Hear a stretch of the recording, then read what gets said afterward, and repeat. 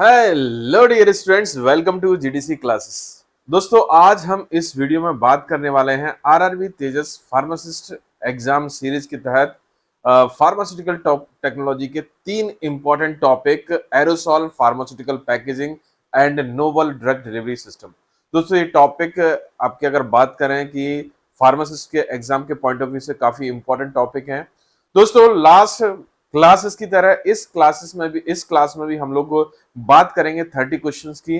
30 questions का proper हम explanation देखेंगे, उनके जो भी पॉसिबल आंसर होंगे उन पर भी बात की जाएगी। तो चलिए दोस्तों, आज इस लेक्चर को हम लोग कंप्लीट करते हैं और इसमें 30 क्वेश्चंस को हम सॉल्व करते हैं। चलिए दोस्तों, तो यहाँ पर क्वेश्चन नंबर फर्स्ट से शुरुआत करते हैं। Identify the correct non flammable propellant. इनमें से कौन सा प्रोपेलेंट फ्लेमेबल नहीं है? तो दोस्तों, आपको बताना चाहूंगा कि प्रोपेलेंट क्या होती है। जैसे कि हम एरोसॉल के बारे में बात करें दोस्तों, स्पेशली किसके बारे में? एरोसॉल के बारे में। तो एरोसॉल में उसका जो एक तरीके से कह सकते हैं कि जो एरोसॉल जो है आपका प्रेशराइज्ड पैकेज सिस्टम होता है, प्रेशराइज्ड डोजेस फॉर्म होता है। कैसा होता है? प्रेशराइज्ड डोजेस फॉर्म होता है। और प्रेशराइज्ड डोजेस फॉर्म के लिए अगर हम देखें इसमें, तो प्रेशर क्रिएट करने के लिए यहां पर हम एरोसॉल में क्या ऐड करते हैं? प्रोपेलेंट ऐड करते हैं। क्या करते हैं दोस्तों? प्रोपेलेंट। प्रोपेलेंट क्या होते हैं? आइदर कंप्रेस्ड गैस और लिक्विफाइड गैस। ये प्रोपेलेंट का काम करती हैं, ये प्रेशर क्रिएट करने का काम करती है। दो इंपॉर्टेंट।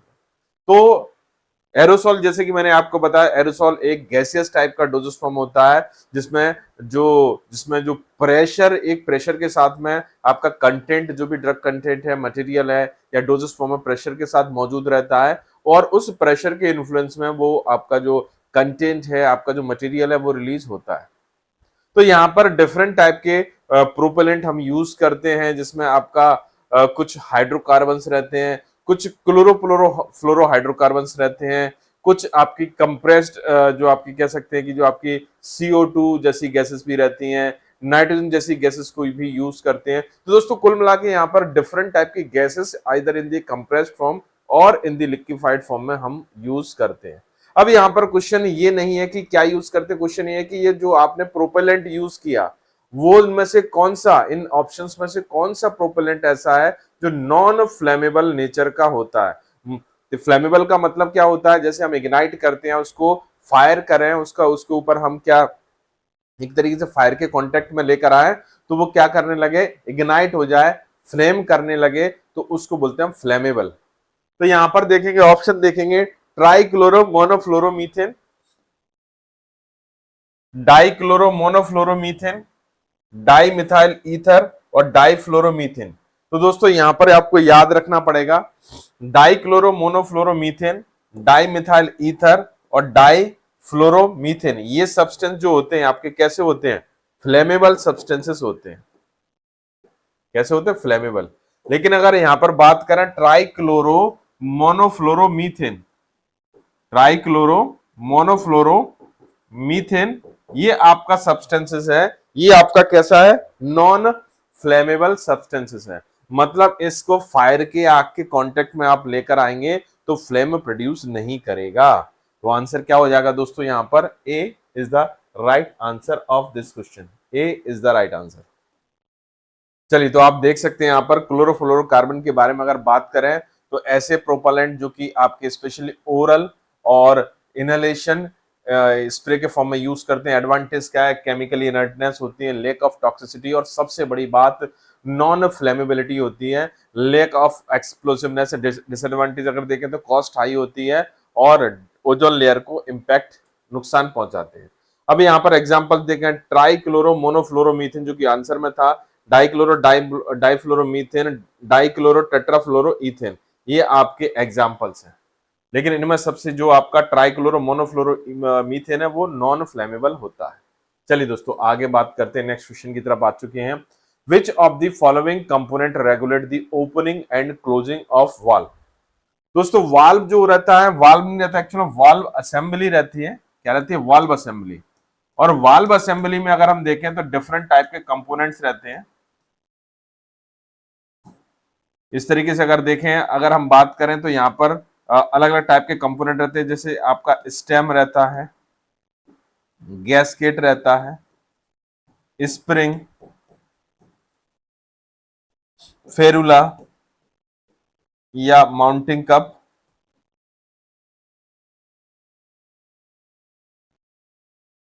ओके,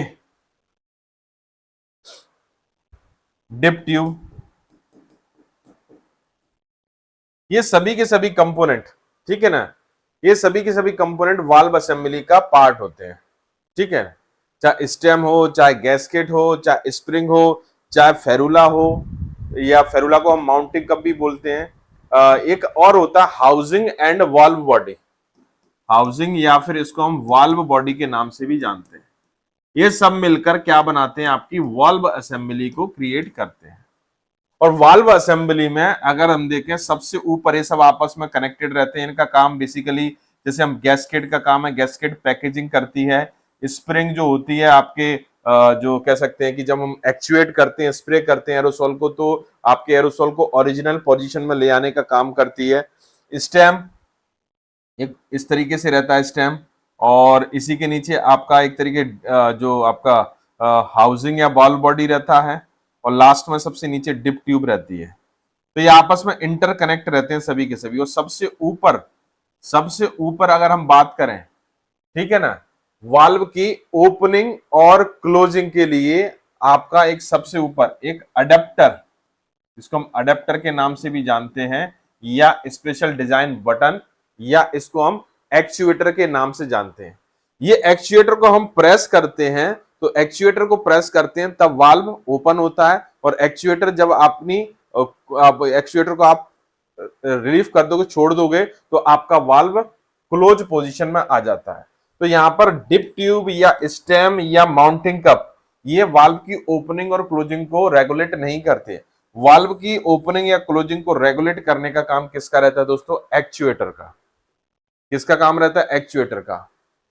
तो यहां पर एक्चुएटर करेक्ट आंसर है, इसको स्पेशल डिजाइन बटन या अडेप्टर के नाम से भी हम लोग जानते हैं। आंसर है सी।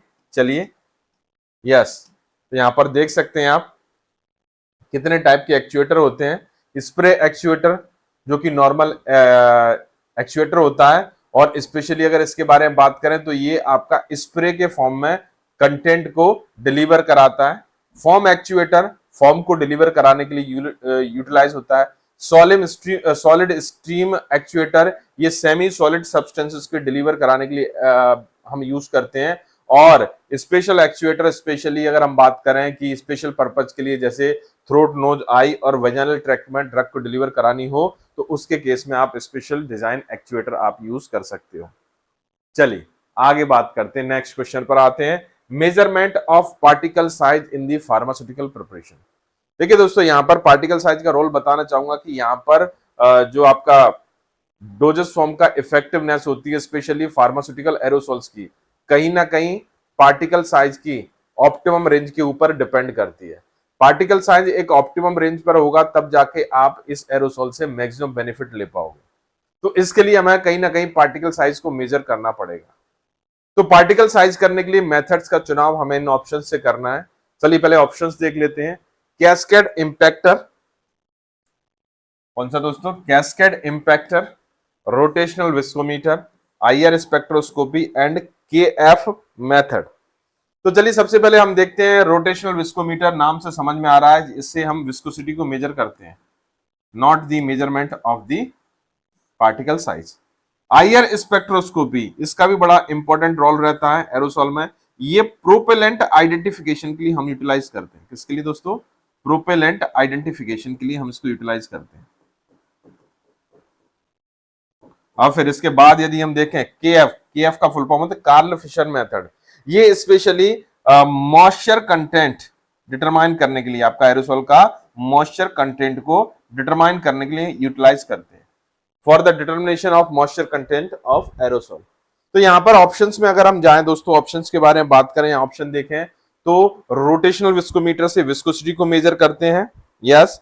फिर उसके बाद यदि हम बात करें, नेक्स्ट यदि हम बात करते हैं तो पाएंगे कि आपका आईआर स्पेक्ट्रोस्कोपी से मॉइस्चर कंटेंट का डिटर्मिनेशन करते हैं। वहीं यदि हम देखें तो आपका के एफ मेथड से मॉइस्चर कंटेंट का डिटर्मिनेशन होता है। तो कहीं भी इन मेथड से पार्टिकल साइज का डिटर्मिनेशन नहीं होता है। तो पार्टिकल साइज के डिटर्मिनेशन के लिए हम कैस्केड इंपैक्टर मेथड यूज करते हैं। जी हाँ दोस्तों, कौन सी method? Cascade impactor method. Cascade impactor method के अलावा हम माइक्रोस्कोपिक मेथड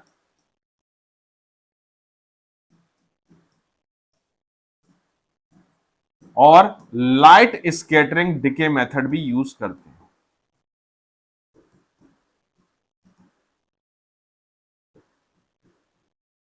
ये इंपॉर्टेंट है दोस्तों, इसको याद रखिए।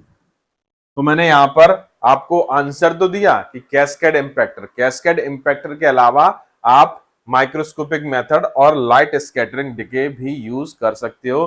तो आंसर है यहां पर कौन सा? ये आंसर आ जाएगा। चलिए दोस्तों, तो देखिए ये यहां पर पूरा एक डिस्क्रिप्शन है। तो यहां पर एरोसॉल वाल्व डिस्चार्ज रेट भी एक पैरामीटर होता है। इसमें हम क्या करते हैं कि सबसे पहले हम डिस्पेंशन से पहले हम एरोसोल का वे कर लेते हैं, फिर डिस्पेंशन के बाद एरोसोल का वे करते हैं, फिर उसके हिसाब से हम वाल्व डिस्चार्ज रेट निकालते हैं। स्प्रे पैटर्न के लिए डाई टैल्क मिक्सचर यूज करते हैं। फॉर्म स्टेबिलिटी के लिए रोटेशनल विस्कोमीटर यूज किया जाता है, ठीक है ना। और पार्टिकल साइज के लिए microscope, cascade impactor, light scattering decay और गामा सिंटोग्राफिक मेथड यूज करते हैं।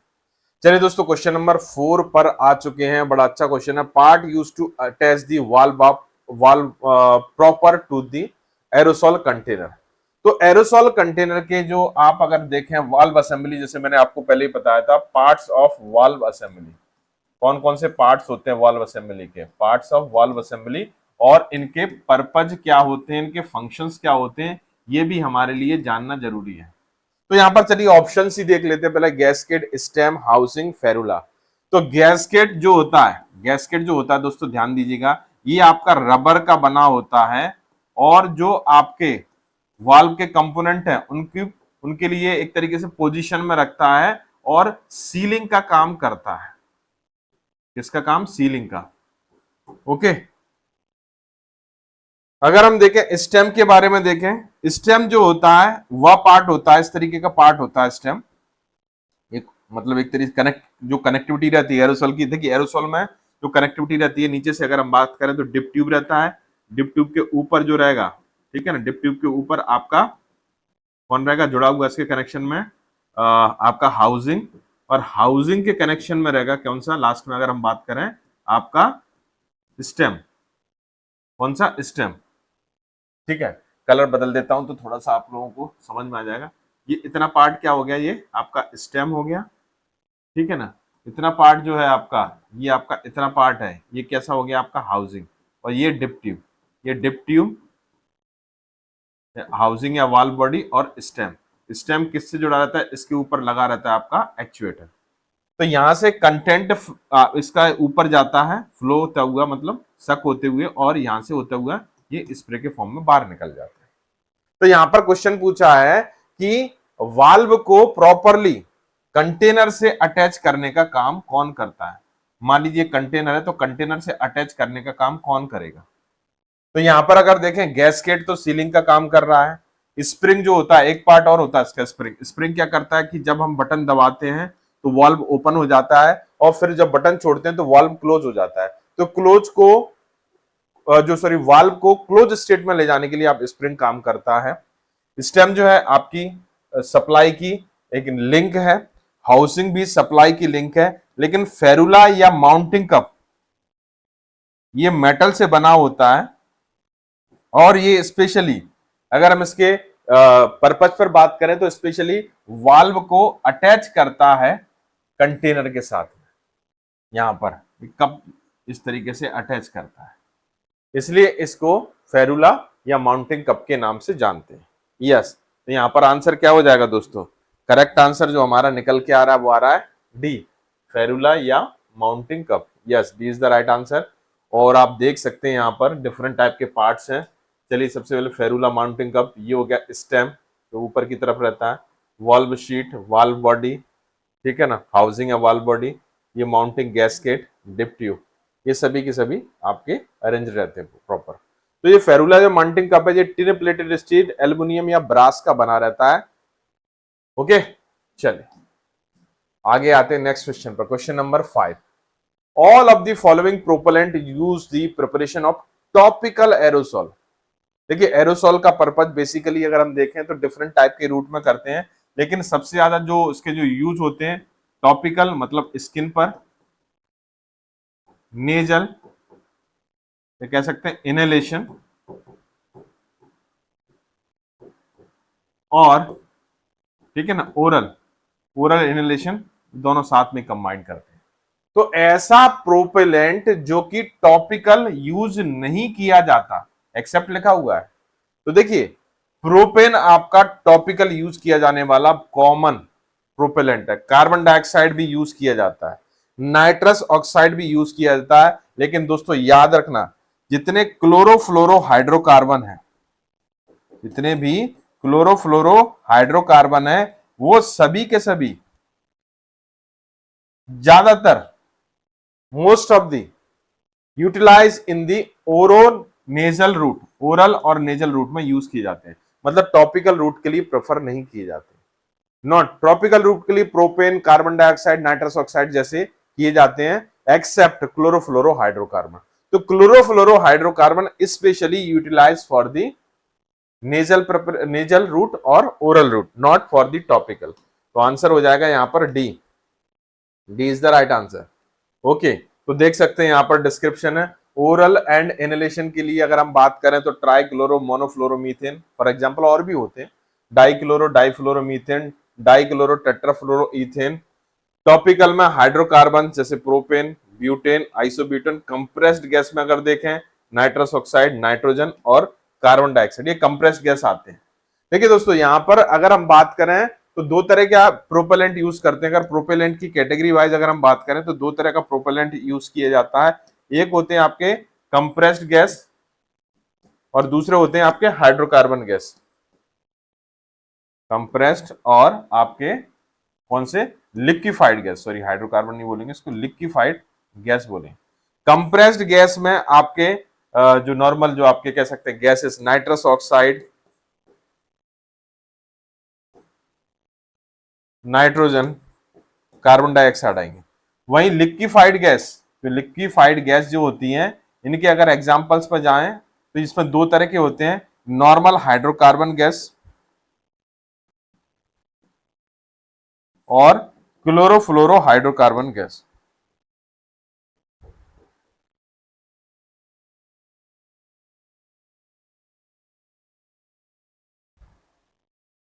ये आते हैं। ओके, तो ये आपको एकदम से प्रोपेलेंट क्लियर हो गया। देखिए प्रोपेलेंट जो होता है की कंपोनेंट रहता है, एरोसॉल का सबसे की कंपोनेंट रहता है। यस, अब आते हैं क्वेश्चन नंबर 6 पर। Which of the following component of valve is made of stainless steel. Housing और वाल्व बॉडी जो होती है वो आपका मेटल की भी बनती है और मेनली आपके प्लास्टिक की बनती है, लेकिन स्टेनलेस स्टील की नहीं होती। गैसकेट रबर की बनती है, डिप ट्यूब पॉलीमर की बनती है, पॉलीमर की बनती है, प्लास्टिक की। मतलब अगर देखें तो ये प्लास्टिक का होता है बेसिकली वॉल बॉडी, ये आपकी रबर से बनती है, ये आपकी प्लास्टिक से बनती है मेनली, इसके अलावा कोई ऑप्शन ही नहीं होता। और स्प्रिंग जो है ये मेटल से बनती है, और मेटल कौन सी, स्टेनलेस स्टील से बनती है। किससे दोस्तों, स्टेनलेस स्टील से। तो यहां पर जो आंसर हमारे पास होने जा रहा है इस क्वेश्चन का, वो आंसर होगा आपका D, spring. Yes, spring is the right answer. तो दोस्तों यहां पर आपको मटेरियल याद रखने हैं, जैसे फेरुला माउंटिंग कप है जो एल्यूमिनियम ब्रास का बनता है, वॉल बॉडी नायलॉन या एल्यूमिनियम की बनती है। देखिए मैंने आपको बताया था ये आपकी वॉल बॉडी जो होती है, हाउसिंग वॉल बॉडी मेटल की भी बनती है, एल्यूमिनियम और नायलॉन जैसे प्लास्टिक की भी बनती है। स्टेम नायलॉन और एल्यूमिनियम ये भी आपका प्लास्टिक और मेटल दोनों से बनती है, बट स्टेनलेस स्टील से नहीं बनती।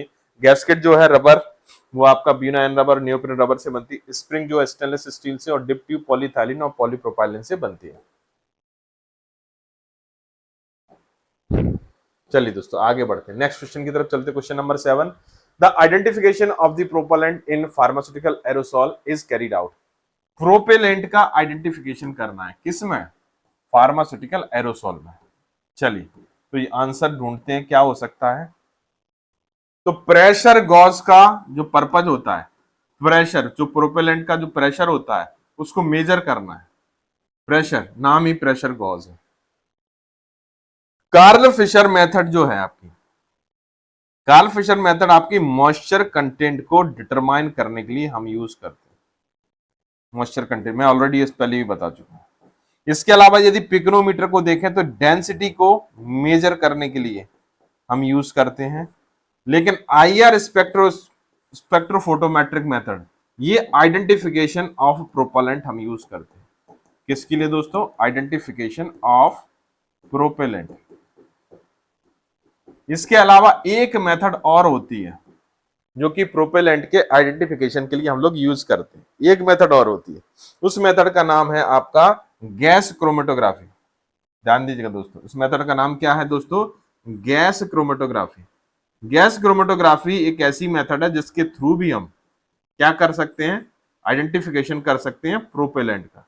तो प्रोपेलेंट के आइडेंटिफिकेशन के लिए आप आईआर स्पेक्ट्रोफोटोमेट्रिक मेथड और गैस क्रोमेटोग्राफी मेथड यूज करते हो। वही मॉइस्चर कंटेंट के डिटरमिनेशन के लिए Karl Fischer method, Karl Fischer method के अलावा आप गैस क्रोमेटोग्राफी मेथड भी यूज करते हो।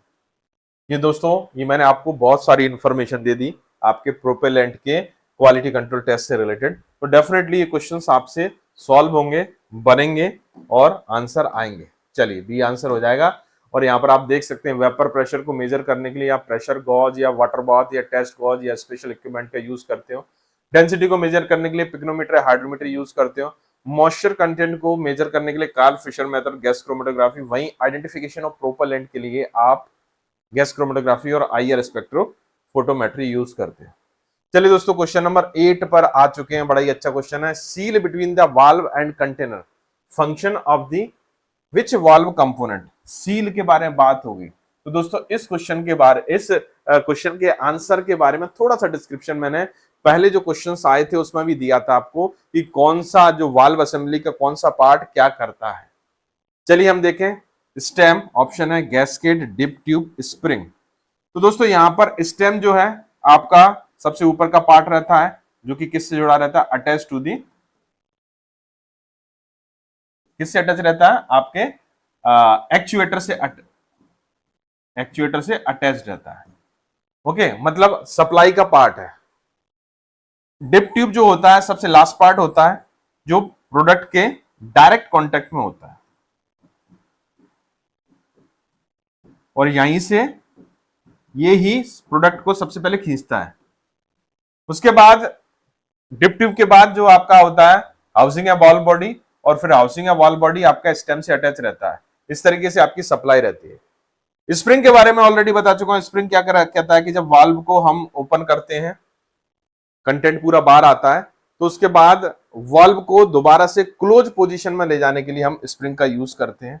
लेकिन सीलिंग के तौर पर अगर बात करें कि वाल्व असेंबली की जो सीलिंग होती है, ठीक है ना, वो काम किसका होता है? गैस्केट का, क्योंकि ये रबर की बनी होती है और ये शॉक अब्जॉर्प्शन का भी काम करती है और साथ ही साथ सीलिंग का भी काम करती है। यस, तो यहां पर क्या हो जाएगा? B is the right answer of this question, gasket. Yes, तो आप देख सकते हैं यहां पर ये पूरा डिस्क्रिप्शन दिया हुआ है। अगर हम इस डिस्क्रिप्शन को देखें तो एरोसॉल चैप्टर हमारा पूरा क्लियर हो जाएगा। तो यहाँ पर फेरुला या माउंटिंग कप, इसका मटेरियल अगर हम देखें तो टिन प्लेटेड स्टील है, एल्यूमिनियम विद अ सिंगल और डबल इपॉक्सी और रेजिन और विनाइल कोटिंग से हम करते हैं। मतलब मेनली क्या होता है, ये आपका टिन प्लेटेड स्टील या एल्यूमिनियम का बना होता है। ये वाल्व को कंटेनर से अटैच करने का काम करता है। अब बात करते हैं नेक्स्ट, वाल्व बॉडी हाउसिंग, जो नायलॉन या ड्रेलरिंग से बना होता है, ठीक है ना। और ये आपका अगर बात करें तो स्पेशली आपका जो अटैच रहता है किससे? आपका डिप ट्यूब से। गैस्केट जो कि हमारे ऑप्शन क्वेश्चन में था, ऑप्शन जो करेक्ट ऑप्शन हमने निकाला था, बीना एन नियोप्रिन से बना होता है, सीलिंग का काम करता है। स्प्रिंग क्या करता है? स्टेनलेस स्टील का बना होता है, गैस्केट को होल्ड रखने का काम करता है और वाल्व को क्लोज पोजीशन में ले जाने का काम करता है। और जो डिप ट्यूब रहता है वो आपके प्रोडक्ट के डायरेक्ट कांटेक्ट में रहता है और प्रोडक्ट को सक करके आगे की तरफ बढ़ाता है। चलिए, तो ये डिस्क्रिप्शन आपके बड़े काम की चीज है, डेफिनेटली बहुत सारी चीजें आपकी क्लियर हो गई होंगी इससे। चलिए दोस्तों, आगे बढ़ते हैं। नेक्स्ट क्वेश्चन है measurement of moisture in pharmaceutical aerosol. ये भी बड़ा सिंपल क्वेश्चन है, इसका भी डिस्क्रिप्शन हम पहले ही दे चुके हैं, लेकिन फिर भी हम यहाँ पर थोड़ा सा देंगे। पिक्नोमीटर, ऑप्शन ए है पिक्नोमीटर। पिक्नोमीटर से हम किसको मेजर करते हैं दोस्तों? डेंसिटी। पिक्नोमीटर या हाइड्रोमीटर से हम डेंसिटी को मेजर करने का काम करते हैं। तो डेंसिटी थोड़ी सी, हमें तो मॉइस्चर देखना है, तो मॉइस्चर नहीं आएगा। प्रेशर गॉज, प्रेशर गॉज से हम क्या करते हैं? प्रेशर को मेजर करने का काम करते हैं, तो ये भी नहीं होगा। अब आता है सी, हाइड्रोमीटर। हाइड्रोमीटर से हम डेंसिटी को मेजर करते हैं, इसको दोस्तों डेंसिटी को मेजर करते हैं, तो ये भी नहीं होगा। तब लास्ट में बचता है आपका Karl Fischer. Karl Fischer titration method एक ऐसी मेथड होती है जिसके थ्रू हम मॉइस्चर कंटेंट को डिटरमाइन करते हैं। मॉइस्चर कंटेंट के अलावा we can also determine the moisture content. Karl Fischer titration method के अलावा हम और किससे डिटरमाइन करते हैं? Gas chromatography. मैंने अभी भी बताया था कुछ क्वेश्चन पहले। गैस क्रोमेटोग्राफी की हेल्प से हम क्या करते हैं? मॉइस्चर कंटेंट भी डिटरमाइन करते हैं। गैस क्रोमेटोग्राफी की हेल्प से हम प्रोपेलेंट का आइडेंटिफिकेशन भी करते हैं। तो यहाँ पर मॉइस्चर को डिटरमाइन करने के लिए हमारे पास दो मेथड हो सकती हैं। एक मेथड है कौन सी? आपकी कार्ल फिशर टाइट्रेशन मेथड, और दूसरी gas chromatography method. These are the two methods which are utilized for the measurement of the moisture for the aerosol. Yes, तो आंसर क्या हो जाएगा दोस्तों? यहाँ पर आंसर हो जाएगा हमारा ए आंसर हो जाएगा। Yes, A is the right answer. Okay, A is the right answer. चलिए दोस्तों, आगे बढ़ चलते हैं। तो यहाँ पर देखते हैं वेपर प्रेशर, जो मैंने ऑलरेडी बता चुका हूं आपको। Pressure gauge, water bath test gauge का यूज करोगे। प्रोपेलेंट के आइडेंटिफिकेशन के गैस क्रोमेटोग्राफी और आईआर, मॉइस्चर के लिए कार्ल फिशर मेथड और गैस क्रोमेटोग्राफी, डेंसिटी के लिए पिक्नोमीटर और हाइड्रोमीटर यूज करिएगा। अब आते हैं क्वेश्चन नंबर 10 पर। Standard tag open cup operators is used to determine in aerosol. देखिए, अगर हम बात करें एरोसॉल प्रिपरेशन की, खास बात क्या रहती है? एरोसॉल प्रिपरेशन प्रोपेलेंट से बनते हैं, और प्रोपेलेंट्स में बहुत सारे प्रोपेलेंट्स ऐसे होते हैं उनमें फ्लेमेबिलिटी या कंबस्टिबिलिटी प्रॉपर्टी होती है। Flammability and कंबस्टिबिलिटी। फ्लेमेबिलिटी या कंबस्टिबिलिटी का मतलब क्या होता है कि एक पर्टिकुलर, जो अगर इसको फायर के कांटेक्ट में लेकर आते हैं तो इग्नाइट होने लगती है। एक पर्टिकुलर टेम्परेचर पर कंटेंट इग्नाइट होने लगता है, तो उसको फ्लेमेबिलिटी और कंबस्टिबिलिटी के नाम से जानते हैं। तो दोस्तों, फ्लेमेबिलिटी और कंबस्टिबिलिटी जो होती है वो उसमें दो प्रॉपर्टी की स्टडी करते हैं, मतलब दो मेथड होती हैं जिसके थ्रू हम फ्लेमेबिलिटी और कंबस्टिबिलिटी को कह सकते हैं कि इवेल्युएट करते हैं। एक तो फ्लेम प्रोजेक्शन हो गया और दूसरा फ्लैश पॉइंट हो गया। दोस्तों, फ्लैश पॉइंट, अगर फ्लेम प्रोजेक्शन को देखें तो सिंपल, इसमें कुछ नहीं करते, हम क्या करते हैं? इधर से स्प्रे लिया और ये स्प्रे को एरोसॉल लिया और एरोसॉल को क्या कर दिया? स्प्रे कर दिया। किसके ऊपर? यहाँ पर फ्लेम होगी, उस फ्लेम के ऊपर यहाँ पर हमने इसको स्प्रे कर दिया। ठीक है, तो ये फ्लेम के कांटेक्ट में आकर ये कुछ दूर तक इसकी फ्लेम क्रिएट होंगी और कुछ दूर तक इसकी फ्लेम जाएगी, और इस फ्लेम को हम रूलर की हेल्प से हम क्या करें? मेजर कर लें। तो कितनी दूर तक फ्लेम गई उसको बोलते हैं फ्लेम प्रोजेक्शन। दूसरी मेथड है, अगर हम बात करें फ्लैश पॉइंट। फ्लैश पॉइंट में हम क्या करते हैं? पूरे एरोसॉल को ले जाकर -25 डिग्री फ़ारेनहाइट पर रखकर हम कूल कर लेते हैं, एकदम से ठंडा कर लेते हैं, और फिर जाके धीमे धीमे करके हम उसको इग्नाइट करते हैं। मतलब किसके कांटेक्ट में? आप फायर के कांटेक्ट में लेकर आओगे, उसको इग्नाइट करोगे, फायर के कांटेक्ट में लेकर आओ, तब एक टेम्परेचर ऐसा आएगा तो ये फिर से रीइग्नाइट होने लगेगा। देखिए, नॉर्मल केस में तो इग्नाइट था, लेकिन आपने कूल कर दिया तो इग्निटिव जो उसकी जो फ्लेमेबिलिटी थी वो चली गई थी। तो आपने क्या किया? धीमे धीमे करके टेम्परेचर बढ़ाया, तो एक पर्टिकुलर टेम्परेचर ऐसे आया कि उस टेम्परेचर पर फिर से एरोसॉल, आपका एरोसॉल का जो स्प्रे है, फायर के कांटेक्ट में आकर फिर से इग्नाइट होने लगा। तो जिस पॉइंट पर वो इग्नाइट होना शुरू हो जाता है उसको बोलते हैं फ्लैश पॉइंट। और फ्लैश पॉइंट को डिटरमाइन करने के लिए हम एक अपरेटस यूज करते हैं, उसका नाम है टैग ओपन कप अपरेटस। कौन सा यूज करते हैं दोस्तों? Tag open cup apparatus. तो यहां पर अगर हम देखें टैग ओपन कप अपरेटस का जो यूज है, ना तो ऑप्शन ए में है, ना है सी में है, ना ही डी में है।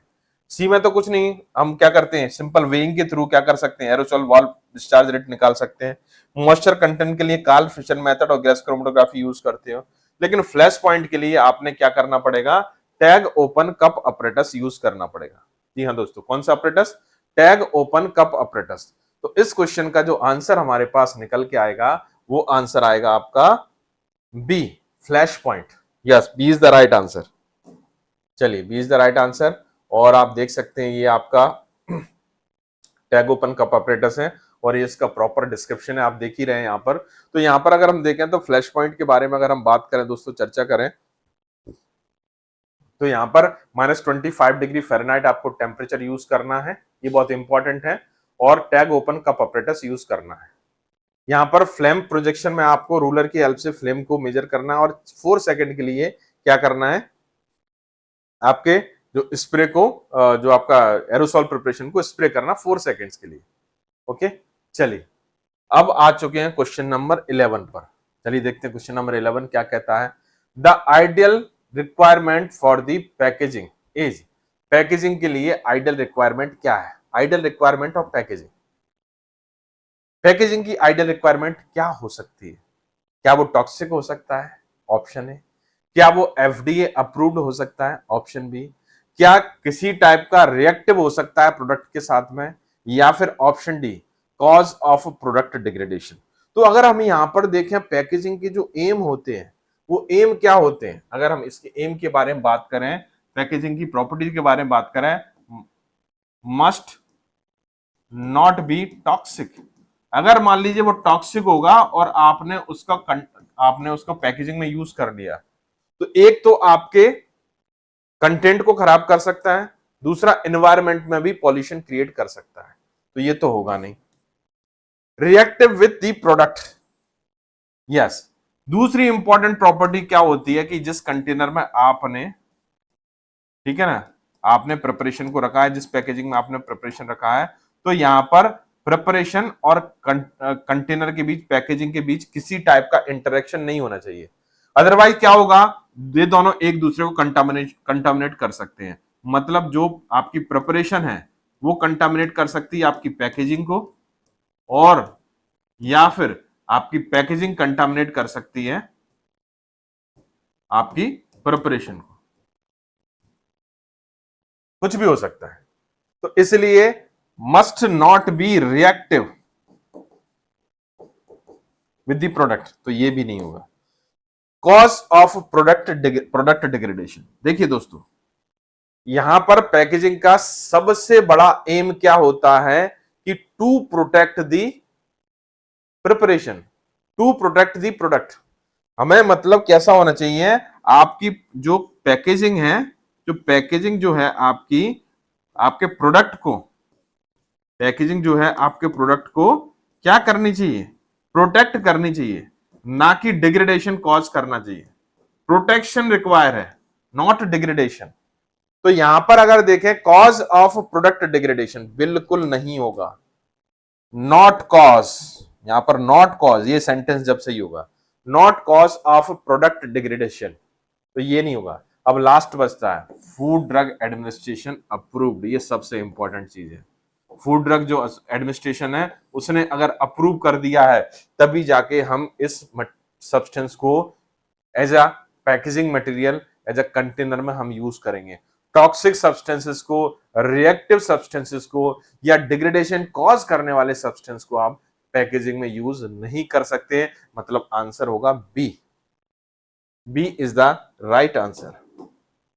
Yes, B is the right answer. Okay, चलिए दोस्तों, तो यहां पर हम देखते हैं, इसका डिस्क्रिप्शन देखते हैं। तो देखिए ये आइडियल रिक्वायरमेंट है पैकेजिंग। तो यहां पर सबसे पहले they must protect the preparation from the environmental condition, physical, chemical और बायोलॉजिकल कंटामिनेशन से आपकी प्रिपरेशन को बचाना, प्रोटेक्शन देना। दे must not B reactive with the product, मतलब प्रोटेक्शन देने के साथ में किसी टाइप का रिएक्शन भी खुद ही कॉज नहीं करनी चाहिए। ये अगर मान लीजिए, और साथ ही साथ इंपॉर्टेंट प्रॉपर्टी, ये प्रोडक्ट, ये आपके टेस्टलेस और ऑर्डरलेस होनी चाहिए, ठीक है ना। या फिर एक ऐसा भी कह सकते हैं, ये प्रोडक्ट के टेस्ट और ऑर्डर में किसी टाइप का इंटरफेरेंस नहीं करनी चाहिए। सबसे इंपॉर्टेंट चीज, टॉक्सिक नहीं होनी चाहिए। टॉक्सिक अगर होगा तो प्रोडक्ट के लिए और एनवायरमेंट दोनों के लिए हार्मफुल होगा। They must be FDA approved, ये पहले बहुत अच्छी रिक्वायरमेंट है। They must be applicable tamper resistance requirement. Tamper resistance क्या होता है कि आपको पता चल जाएगा कि प्रोडक्ट किसी ने ओपन किया कि नहीं, उसको टेम्पर प्रूफ या टेम्पर रजिस्ट्रेशन बोलते हैं, तो उसके लिए भी उपयोगी है। They must not be cause the product degradation, ये बहुत इंपॉर्टेंट पॉइंट है। They must be adaptable to commonly employed high packaging equipment, मतलब जो आप पैकेजिंग के लिए इक्विपमेंट यूज कर रहे हो उनके साथ में कंफर्टेबल होनी चाहिए। पता चला हम यूज कर रहे हैं और वो खराब हो गया, ऐसा भी नहीं होना चाहिए। चलिए दोस्तों आगे बढ़ चलते हैं नेक्स्ट क्वेश्चन की तरफ। चलिए दोस्तों बात करते हैं हम क्वेश्चन नंबर 12। क्वेश्चन नंबर 12 क्या कहता है, पैकेजिंग से रिलेटेड क्वेश्चन है, बड़ा ही अच्छा क्वेश्चन है कि the package that comes in contact with the formulation directly is called. ऐसी पैकेजिंग जो कि फॉर्मुलेशन के डायरेक्ट कॉन्टैक्ट में होती है, उस टाइप की पैकेजिंग को हम किस नाम से जानते हैं? ऑप्शन है दोस्तों प्राइमरी पैकेजिंग, ऑप्शन है सेकेंडरी पैकेजिंग, ऑप्शन सी है प्राइमरी एंड सेकेंडरी पैकेजिंग, और ऑप्शन डी है टर्सरी पैकेजिंग। तो चलिए दोस्तों इस क्वेश्चन का डिस्क्रिप्शन हम लोग देखते हैं कि क्या पॉसिबल डिस्क्रिप्शन होता है, उस पर बात करते हैं। तो यहाँ पर हम देखेंगे जो प्राइमरी पैकेजिंग क्या होती है, जैसे कि सिंपल सा आपका एक कंटेनर है, मान लीजिए कोई कंटेनर, और ये कंटेनर आपका, इस कंटेनर में मान लीजिए आपकी कोई प्रिपरेशन फील्ड है, ओके। तो जो कंटेनर है जो प्रिपरेशन के डायरेक्टली कांटेक्ट में, ये कहलाता है आपका प्राइमरी पैकेजिंग, ओके। क्या कहलाता है? Primary packaging. सपोज दैट ये कंटेनर जो आप देख रहे हैं, ये कंटेनर एक बॉक्स में रखा हुआ है, कार्डबोर्ड के बॉक्स में रखा हुआ है। तो ये यहां पर देखेंगे ये बॉक्स जो है किसके कांटेक्ट में? प्राइमरी पैकेजिंग के कांटेक्ट में, तो इसको बोलते हैं हम सेकेंडरी पैकेजिंग, ओके। तो प्राइमरी पैकेजिंग क्या होती है? वह पैकेजिंग होती है जिसमें प्रोडक्ट डायरेक्टली कांटेक्ट में होता है, किसके? कंटेंट के डायरेक्टली कांटेक्ट में होता है, उसको बोलते हैं हम प्राइमरी पैकेजिंग। सेकेंडरी पैकेजिंग में क्या होता है कि इसमें आप प्राइमरी पैकेजिंग को जो कवर करती है, प्राइमरी पैकेजिंग को जो कवर करती है वो सेकेंडरी पैकेजिंग कहलाती है। अब ऐसे कई बहुत सारे जो कार्टन्स या बॉक्स जो हैं, ठीक है ना, इस तरीके से अगर हम मान के चलें इनमें प्राइमरी पैकेजिंग है, इनको आपने ग्रुप बना दिया और इसको एक बड़े बॉक्स में रख दिया, इसको एक बड़े बॉक्स में रख दिया, तो इसको बोलते हैं हम टर्सरी पैकेजिंग। क्या बोलेंगे दोस्तों? इसको हम टर्सरी पैकेजिंग। तो प्राइमरी समझ में आया, सेकेंडरी और टर्सरी। तो मतलब प्राइमरी डायरेक्टली कांटेक्ट में होता है आपकी प्रिपरेशन के, सेकेंडरी जो सेकेंडरी होता है वो प्राइमरी के कांटेक्ट में होता है, और टर्सरी जो होता है वो सेकेंडरी के कांटेक्ट में होता है। तो यहां पर आपका आंसर मेरे ख्याल से आपको मिल गया होगा। सेकेंडरी होगा नहीं, प्राइमरी सेकेंडरी दोनों नहीं होगा, टर्सरी होगा नहीं, यहां पर सही आंसर है प्राइमरी पैकेजिंग। प्राइमरी पैकेजिंग वह पैकेजिंग होती है जिसमें आपका content, doses form, preparation directly contact में होती है, किसके? आपके प्रिपरेशन के। जिस तरीके से हम एग्जांपल सपोज दैट हम देखें कि ग्लास बॉटल, अगर हम इसको देखें तो क्या क्या आ सकते हैं, अगर इसमें देखें एग्जांपल के तौर पर देखें प्राइमरी पैकेजिंग में ग्लास बॉटल हो सकती है, प्लास्टिक बॉटल हो सकती है, ठीक है, प्लास्टिक बॉटल भी हो सकती है, और जो आपकी टैबलेट की पैकेजिंग, स्ट्रिप पैकेजिंग और बबल पैकेजिंग जो आप यूज करते हो वो भी हो सकती है, ओके। कैप्सूल की पैकेजिंग, और इसके अलावा आपकी ointments tube, ointment and cream tubes, ये सब किस में आएंगी? आपकी प्राइमरी पैकेजिंग में आएंगी। तो आंसर क्या हो जाएगा दोस्तों? यहाँ पर करेक्ट आंसर हमारा होने जा रहा है, यहाँ पर A is the right answer. चलिए आप देख सकते हैं यहाँ पर, ये देखिए पर ये आपका एक एग्जाम्पल के तौर पर एक डेंटल टूथपेस्ट है। तो टूथपेस्ट इस आपके ट्यूब के अंदर, कोलैप्सिबल ट्यूब के अंदर भरा हुआ है, तो ये कोलैप्सिबल ट्यूब से प्राइमरी पैकेजिंग। प्राइमरी पैकेजिंग जो है एक बॉक्स है जो आपका देख पा रहे हैं यहाँ पर, जो कह सकते हैं आपका एक कार्डबोर्ड का बॉक्स है, उसमें इनक्लोज्ड है। तो ये कार्डबोर्ड के बॉक्स को हम बोलते हैं सेकेंडरी पैकेजिंग, और ये बहुत सारे बॉक्सेस को हमने कार्टन्स में रख दिया है जो ट्रांसपोर्ट के लिए रिक्वायर है, तरीके स्टोरेज के लिए रिक्वायर है, तो यहाँ पर इसका हम यूटिलाइजेशन कर सकते हैं। तो ये टर्सरी पैकेजिंग। चलिए दोस्तों बात करते हैं हम question number 13। Boxes and cartons are covered in which type of packaging in the pharmaceutical. देखिए क्वेश्चन को समझने की कोशिश करेंगे कि क्वेश्चन क्या कहता है कि बॉक्सेस और कार्टन्स का जो रोल होता है किस टाइप की पैकेजिंग को कवर करने के लिए होता है। जैसे कि दोस्तों हमने लास्ट क्वेश्चन में देखा था कि प्राइमरी पैकेजिंग क्या होती है। Primary packaging are those packaging जिनमें क्या होता है कि आपका जो कंटेंट है, आपकी जो प्रिपरेशन है, आपका जो आइटम है वो डायरेक्टली कॉन्टेक्ट में है उस पैकेजिंग के, तो उसको बोलते हैं हम प्राइमरी पैकेजिंग। ओके, अब उसके बाद प्राइमरी पैकेजिंग को कवर करते हुए जो पैकेजिंग आती है वो सेकेंडरी पैकेजिंग कहलाती है। Secondary packaging are those packaging which covers this primary packaging. मतलब यहां पर कह सकते हैं कि प्राइमरी पैकेजिंग और सेकेंडरी पैकेजिंग एक दूसरे के कॉन्टेक्ट में रहते हैं। अब उसके बाद यदि हम देखें, बात करें दोस्तों, थोड़ा सा आगे चलें, टर्सरी पैकेजिंग। सेकेंडरी पैकेजिंग जो है आपकी कवर कर दी हमने, ग्रुप बना दिए उनके सेकेंडरी पैकेजिंग। देखिए सेकेंडरी पैकेजिंग में क्या, प्राइमरी पैकेजिंग, और प्राइमरी पैकेजिंग में कंटेंट। तो आपने सेकेंडरी पैकेजिंग के ग्रुप बना दिए फॉर दी ट्रांसपोर्टेशन और दी डिफरेंट टाइप के एस्पेक्ट्स के लिए, जिससे क्या होगा कि आपका ट्रांसपोर्टेशन और डिस्ट्रीब्यूशन थोड़ा सा आसान हो जाएगा। अगर आप टुकड़ों में लेकर जाएंगे, आप सिंगल सिंगल लेकर जाएंगे, तो आपको ट्रांसपोर्टेशन कॉस्ट बहुत ज्यादा होती है, इसलिए हम ग्रुप बना देते हैं। तो ग्रुपिंग के लिए आप टर्सरी पैकेजिंग करते हो।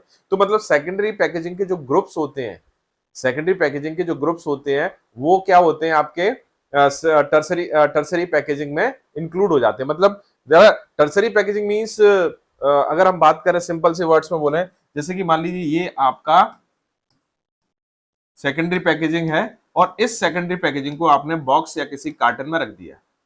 तो कुल मिला के बात है कि बॉक्स या कार्टन जो भी है, बॉक्स या कार्टन जो भी हैं वो किसको कवर कर रहे हैं, सेकेंडरी पैकेजिंग को। क्योंकि बॉक्स एंड कार्टन क्या होते हैं, अगर हम इसको देखें, बॉक्स या कार्टन क्या होते हैं, बेसिकली बॉक्स या कार्टन जो होते हैं आपकी टर्सरी पैकेजिंग होती है। कैसी होती है दोस्तों, टर्सरी पैकेजिंग। ओके, ये बहुत इंपॉर्टेंट चीज है। तो प्राइमरी के अंदर देखिए, इसको ऐसे देख सकते हैं हम, कौन किसके कांटेक्ट में है। ये आपका प्रिपरेशन के कांटेक्ट में प्राइमरी, प्राइमरी को कवर करेगी सेकेंडरी, तो प्राइमरी के कांटेक्ट में डायरेक्टली कौन होगा, सेकेंडरी। और सेकेंडरी को कवर करेगा कौन, टर्सरी। तो टर्सरी के डायरेक्टली कांटेक्ट में कौन होगा, सेकेंडरी। तो preparation, primary, secondary and tertiary, ये होता है। तो यहां पर बॉक्सेस एंड कार्टन किसको कवर कर रहे हैं, सेकेंडरी पैकेजिंग को कवर कर रहे हैं। और सेकेंडरी पैकेजिंग किसको कवर कर रही है, प्राइमरी को कवर कर रही है। और प्राइमरी किसको कवर कर रहा है, प्रिपरेशन को कवर कर रहा है। क्लियर हो गया मेरे ख्याल से। तो आंसर यहां पर हमारा हो जाएगा बी, सेकेंडरी पैकेजिंग। आंसर क्या हो जाएगा दोस्तों, बी, सेकेंडरी पैकेजिंग। चलिए आगे बढ़ चलते हैं दोस्तों, नेक्स्ट क्वेश्चन की तरफ चलते हैं। उससे पहले डिस्क्रिप्शन आप देख सकते हैं, जैसे प्राइमरी पैकेजिंग की बोतल है, इसको आपने सेकेंडरी पैकेजिंग में कवर कर दिया और सेकेंडरी पैकेजिंग के बहुत सारे ग्रुप्स बना दिए, और इस तरीके से आप ट्रांसपोर्टेशन में आपको हेल्प मिल जाएगी। चलिए दोस्तों, क्वेश्चन नंबर 14 पर आ चुके हैं। बड़ा ही अच्छा क्वेश्चन है, warm temperature storage condition explanation in IP and USB ranging from 25 से 40, 25 टू 35, 30 टू 40 और 35 टू 45 डिग्री सेंटीग्रेड। तो दोस्तों ये आपको याद रखना पड़ेगा। तो यहाँ पर जो टेम्परेचर हमारा होता है वो 30 टू 40 होता है, वार्म टेम्परेचर कहलाता है। नहीं 25 होता है, 25 टू 40 नहीं होता, नहीं 25 टू 35 होता है। यहाँ पर जो आंसर हमारा होगा कौन सा होगा, 30, वार्म टेम्परेचर। चलिए अलग अलग टेम्परेचर पर बात करते हैं, जैसे कि एक्सप्लेनेशन में दिया हुआ है, ये हमारे लिए याद रखना बहुत जरूरी है दोस्तों। इस क्वेश्चन को बनाने के पीछे का एम ये है कि आपको जो स्टोरेज टेम्परेचर है उनको याद रखना है। तो यहाँ पर फ्रीजर का जो टेम्परेचर होता है -20 से -10 डिग्री सेंटीग्रेड तक माना जाता है, -10 से -20 freezer. Cold place not exceeding 8 degree centigrade, not more than 8 degree centigrade, इसको बोलते हैं cold. Refrigerator 2 to 8 degree centigrade. Cold place क्या कहलाता है, नॉट एक्सीडिंग 8 डिग्री सेंटीग्रेड, और रेफ्रिजरेटर 2 टू 8 डिग्री सेंटीग्रेड। फिर आता है आपका दोस्तों कूल प्लेस का मतलब 8 टू 15 डिग्री सेंटीग्रेड। ओके, कुछ बुक्स में 8 टू 25 भी दिया हुआ है, ठीक है, लेकिन यूएसपी को भी कंसीडर किया है यहाँ पे। Room temperature according to the climate zone के हिसाब से होता है। जैसे यूएसपी में रूम टेम्परेचर 20 है, हमारे यहाँ 25 टू 27 है। Controlled room temperature 25 to 20 degree centigrade to 25, 15 to 30, ये कंट्रोल्ड रूम टेम्परेचर होता है। और क्वेश्चन में क्या था दोस्तों, वार्म टेम्परेचर। वार्म टेम्परेचर जो होगा वो कितना है आपका, 30 degree centigrade to 40 degree centigrade. मतलब कंट्रोल्ड रूम टेम्परेचर से ऊपर। और फिर एक्सेसिव हीट को अगर हम देखें दोस्तों तो यहां पर हो जाता है अबव 40 डिग्री सेंटीग्रेड। तो ये आपकी स्टोरेज कंडीशंस होती हैं दोस्तों अलग अलग, इनको आपको याद रखना है ताकि आपको क्वेश्चन सॉल्व करने में हेल्प मिले। रेफ्रिजरेटर टेम्परेचर क्या होता है, कूल टेम्परेचर क्या होता है, कूल कोल्ड रेफ्रिजरेटर से क्वेश्चन बहुत पूछे जाते हैं इन तीनों से, इनको बहुत याद रखिएगा। चलिए अब आगे बात करते हैं question number 15, which of the following packaging material is protect the drug content against the light. Light के अगेंस्ट आपकी प्रिपरेशन को प्रोटेक्ट करना है। तो लाइट सेंसिटिव सब्सटेंसेस जो होते हैं किस टाइप के सब्सटेंसेस रहते हैं, जिनका लाइट की प्रेजेंस में फोटोलाइटिक डिग्रेडेशन हो जाता है। बहुत सारी ड्रग्स ऐसी होती हैं, स्पेशली कौन सी, कंजुगेटेड डाइंस, जो कि कैसी होती है, फोटो सेंसिटिव होती है। फोटो सेंसिटिव का मतलब होना कि लाइट की प्रेजेंस में ये क्या हो जाती हैं, डिग्रेड हो जाती है, डिटोरिएट हो जाती है। क्योंकि लाइट में आपको पता है जैसे लाइट इनके ऊपर अप्लाई होगी, लाइट में क्या होता है, एक पार्ट होता है, दो पार्ट होते हैं बेसिकली, विजिबल पार्ट और यूवी पार्ट। विजिबल पार्ट की एनर्जी कम होती है, यूवी पार्ट की एनर्जी ज्यादा होती है। तो यूवी पार्ट जैसे ही ड्रग मॉलिक्यूल पर पहुंचेगा इस ड्रग मॉलिक्यूल को डिग्रेड कर देगा। तो आपको कहीं ना कहीं यूवी लाइट से प्रोटेक्शन प्रोवाइड करना है। यूवी लाइट वाले पार्ट को आपको काटना पड़ेगा, यूवी लाइट वाले पार्ट को रोकना पड़ेगा, यूवी कह सकते हैं यूवी रेंज वाले पार्ट को रिटेन करना पड़ेगा।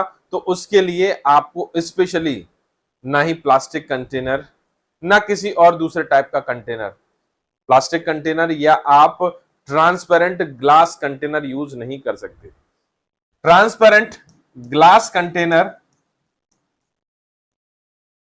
और प्लास्टिक कंटेनर दोनों ही यूवी लाइट को रोके रखने में कैपेबल नहीं है। यहां पर अगर देखें अंबर कलर, डार्क ब्राउन कलर की बोतल रहती है, इसमें आयरन के ऑक्साइड्स रहते हैं जिसके कारण इसका अंबर का कलर होता है। एम्बर कलर ग्लास बोतल आपकी प्रिपरेशन को प्रिवेंट करती हैं, प्रोटेक्ट करती हैं, किससे, फोटोलाइटिक डिग्रेडेशन से। ओके, किससे प्रोटेक्ट करती हैं, फोटोलाइटिक डिग्रेडेशन से प्रिपरेशन को प्रोटेक्ट करती हैं। यस, तब आंसर क्या हो जाएगा, बी। ये तो हो ही नहीं सकता, प्लास्टिक कंटेनर में वो कैपेबिलिटी नहीं होती कि लाइट को रोक सके। तो आपका कंटेनर कभी भी, अगर मान लीजिए आपका कंटेनर में जो प्रिपरेशन है लाइट सेंसिटिव है, फोटो सेंसिटिव है, तो उसके लिए आपको क्या स्ट्रेटजी यूज करनी पड़ेगी, आपको अंबर कलर की ग्लास बॉटल यूज करना पड़ेगा। लेकिन इसके आगे एक और चीज होती है, मान लीजिए आपकी प्रिपरेशन आयरन सेंसिटिव है, क्योंकि अंबर कलर जो होता है, एम्बर कलर जो होता है वो आयरन के ऑक्साइड्स के कारण होता है। तो यदि मान लीजिए आपकी प्रिपरेशन जो कि कंटेनर में फिल है, किस टाइप की है, लाइट सेंसिटिव है, तब उस केस में हमने क्या करना है, उस केस में हमने स्पेशली ट्रांसपेरेंट बोतल यूज कर सकते हो, प्लास्टिक बोतल यूज कर सकते हो, लेकिन उसके ऊपर कार्डबोर्ड के बॉक्स यूज करना पड़ेगा। मतलब यहां पर कंपलसरी होगा कि आपको सेकेंडरी पैकेजिंग यूज करनी पड़ेगी। सेकेंडरी पैकेजिंग स्पेशली आपका अगर देखें तो कार्डबोर्ड की रहती है, पेपर से बना हुआ बॉक्स रहता है, जिसके थ्रू आपका जो कह सकते हैं कि लाइट का जो पेनिट्रेशन है वो नहीं होता, यूवी का वो किसी भी लाइट को पेनिट्रेट नहीं होने देता। ओके, चलिए तो हमें आंसर मिल गया हमारा बी आंसर। चलिए और इसका डिस्क्रिप्शन आप देख सकते हैं। तो एम्बर कलर का ग्लास स्पेशली ना केवल लाइट से प्रोटेक्ट करता है बल्कि आपका एयर और मॉइस्चर के लिए भी एक तरीके से बैरियर का काम करता है। ओके, अल्ट्रावायलेट रेज के बारे में मैंने आपको ऑलरेडी बता ही दिया था। चलिए नेक्स्ट क्वेश्चन पर आते हैं। Type third glass is also known as, okay दोस्तों ये बहुत अच्छा क्वेश्चन है, क्वेश्चन बहुत इंपॉर्टेंट रहते हैं कि ग्लासेस के name of glasses, different type के ग्लासेस हम यूज करते हैं फार्मास्यूटिकल इंडस्ट्री में। तो उनको पर्टिकुलरली अगर हम बात करें तो 4 क्लासेस उनको इस तरीके से नाम दिया गया है, टाइप 1 2 3 4। तो यहाँ पर हम देखेंगे ऑप्शंस दिए हैं, soda lime glass, general purpose soda lime glass, borosilicate glass and treated soda lime glass. तो हमें इनके जो कह सकते हैं कि इनके जो नेम होते हैं, टाइप के हिसाब से इनके नेम होते हैं, उनको एक्सप्लोर करना है। तो मैं यहाँ पर नाम देता चला जाऊंगा ताकि ऑप्शंस आपको मिल जाए। Type third soda lime glass. Soda lime glass is the synonym of, या soda lime glass is the actual name of the type second, sorry type third glass. किसका, type third glass, general purpose soda lime glass. Okay, this is the name of the non parenteral glass which is consider as a type 4। Okay, type 4 consider किया जाता है। फिर आता है आपका एक बहुत सुपर क्वालिटी का ग्लास जिसको बोलते हैं बोरोसिलिकेट ग्लास, और ये टाइप 1 कैटेगरी में आता है, मतलब टाइप 1 ग्लासेस को असाइन किया गया है। अब आता है आपका लास्ट में D option, treated soda lime glass, ये टाइप 2 ग्लास होता है। कौन सा दोस्तों? Type 2 glass. तो यहां पर आपका आंसर तो मेरे ख्याल से मिल गया। टाइप 3 ग्लास का जो नाम है वो आपका सोडा लाइम ग्लास है। Yes, A is the correct answer of this question. A is the correct answer of this question. अब इसके बारे में कुछ एडिशनल इंफॉर्मेशन मैं आपको देना चाहूंगा। सोडा लाइम ग्लास को इवेल्युएट करने के लिए आप पाउडर ग्लास टेस्ट यूज करते हो। जनरल पर्पस सोडा लाइम को इवेल्युएट करने के लिए पाउडर ग्लास टेस्ट यूज किया जाता है। बोरोसिलिकेट ग्लास के लिए भी पाउडर ग्लास टेस्ट यूज करते हैं, और इनके लिए ट्रीटेड सोडा लाइम ग्लास के लिए वाटर अटैक टेस्ट यूज किया जाता है। एक और इंपॉर्टेंट इंफॉर्मेशन इसके बारे में बताना चाहूंगा, जो आपके सोडा लाइम ग्लास होते हैं ये आपके पाउडर्ड और ओलियोजिनस प्रिपरेशंस के लिए यूज करते हैं। किसके लिए? पाउडर एंड ओलियोजिनस प्रिपरेशन के लिए यूज किए जाते हैं। ये मैं बहुत सारे क्वेश्चंस का एक तरीके से डिस्क्रिप्शन दे रहा हूं ताकि आपको चीजें याद रहें। General purpose soda lime glass non parent. अच्छा, मैं एक चीज बताना चाहूंगा कि ए, सी और डी मतलब soda lime glass, borosilicate glass और ट्रीटेड सोडा लाइम ग्लास, मतलब 1, 2 एंड 3, ये तीनों आपके पेरेंटल ग्लास कहलाते हैं। मतलब पेरेंटल प्रिपरेशन के लिए हम इनको यूज करते हैं, पैकेजिंग के लिए। तो यहाँ पर टाइप 1 और type 2 powder and oleaginous preparation के लिए, borosilicate glass buffered and unbuffered aqueous preparation के लिए, और टाइप 2 ग्लास आपकी स्पेशली ऐसी बफर्ड प्रिपरेशन जिनका पीएच 7 से कम हो उसके लिए यूज करते हैं। ये आपको बहुत सारी इंफॉर्मेशन मैंने दे दी इस क्वेश्चन के थ्रू। चलिए, तो आंसर है ए, और आप देख सकते हैं जो मैंने सारा डिस्क्रिप्शन बताया आपको ये यहाँ पर मिल जाएगा आपको। चलिए अब आगे बढ़ चलते हैं। Next question number 17, which of the following parental container material show the highest gas permission. देखिए दोस्तों, यहाँ पर मैं बताना चाहूंगा पेरेंटल प्रिपरेशन को बनाने के लिए हम दो तरह के मटेरियल यूज करते हैं। कंटेनर बनाने के लिए एक प्लास्टिक मटेरियल और दूसरा ग्लास मटेरियल, और क्लोजिंग के लिए, क्लोजर बनाने के लिए हम रबर मटेरियल यूज करते हैं। For the container we can use the glass, best choice for the container because it have low gases penetration, low moisture, या लो क्या कह सकते हैं इसको, नो बोले हम, किसी टाइप का मॉइस्चर का, किसी टाइप का वेपर का पेनिट्रेशन या एक्सचेंज नहीं होता। तो ग्लास इज द बेस्ट। लेकिन कई बार ग्लास के साथ कुछ प्रॉब्लम होती है, फ्लैकिंग, वेदरिंग, इनकम्पेटेबिलिटी, कॉस्ट, फ्रेगाइलनेस, आपका बल्कीनेस, ये सारी प्रॉब्लम्स रहती हैं ग्लास के साथ, इसलिए हम प्लास्टिक कंटेनर पर मूव करते हैं। तो प्लास्टिक कंटेनर लाइट होते हैं, फ्रिगाइल नहीं होते, और भी बहुत सारे एडवांटेज होते हैं, बट इनके साथ डिसएडवांटेज एक जुड़ा रहता है कि इनकी ऑटोक्लेविंग कैपेबिलिटी किसी की होती, किसी की नहीं होती, और इन गैसेस में, और सॉरी इन मटेरियल में, या कह सकते हैं इनसे बने हुए कंटेनर में, मान लीजिए सपोज दैट इससे बना हुआ कोई कंटेनर है, तो गैसेस का एक्सचेंज, ठीक है ना, गैसेस का एक्सचेंज या फिर मॉइस्चर का एक्सचेंज हो सकता है। तो गैसेस और मॉइस्चर के लिए आप ये बैरियर नहीं हो सकते। यहां पर गैसेस का पेनिट्रेशन हो सकता है, एक्सचेंज हो सकता है, वेपर या मॉइस्चर का पेनिट्रेशन हो सकता है, एक्सचेंज हो सकता है प्लास्टिक कंटेनर, हाँ, लेकिन ये होता है कि कुछ का ज्यादा होता है, कुछ का कम होता है।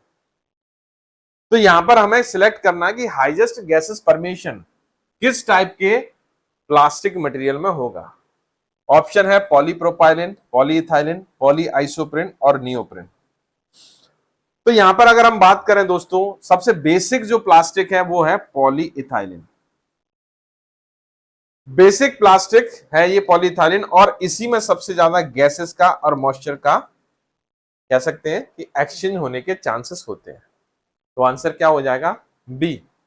B is the confirm answer, yes. और आप देख सकते हैं ये पॉलीथाइलिन जो होती है, कुछ एडवांटेज भी होते हैं, फ्लेक्सिबल होती है, लाइट होती है, लेकिन टफ प्लास्टिक होती है, impermeable to the water vapour but relatively to high permeability to the gases. Vapour के केस में अगर हम देखें तो इम्परमेबल हो सकती है, बट गैसेस के केस में ये हाईली परमेबल होती है। चलिए क्वेश्चन नंबर 18 पर आगे। The advantage of plastic container over the glass container. चलिए अभी थोड़ी देर पहले इस क्वेश्चन के पहले 17 नंबर का क्वेश्चन बताया था, तो उसमें एडवांटेज और डिसएडवांटेज पर भी चर्चा किया था कि प्लास्टिक कंटेनर के क्या एडवांटेज होते हैं। सबसे पहले ग्लास कंटेनर के डिसएडवांटेज को बताऊंगा, तो आपको एडवांटेज ऑफ ग्लास कंटेनर खुद ब खुद या एडवांटेज ऑफ प्लास्टिक कंटेनर खुद ब खुद याद हो जाएंगे। जो ग्लास कंटेनर होते हैं वो वेट में हैवी होते हैं, उनका वेट ज्यादा होता है, मतलब बल्कीनेस होती है, जबकि प्लास्टिक कंटेनर लाइट वेट होते हैं। तो ऑप्शन ए करेक्ट हो गया। बी पर आते हैं, option B, resistance to the breakage. Breakage के लिए रजिस्ट होते हैं। अगर हम ग्लास कंटेनर के बारे में बात करें तो ग्लास कंटेनर किस तरीके के होते हैं? ग्लास कंटेनर में अगर मान लीजिए गिर जाए, सपोज दैट फर्श पर गिर जाए, तो जो ग्लास कंटेनर है वो टूट जाता है। ग्लास कंटेनर क्या हो जाता है?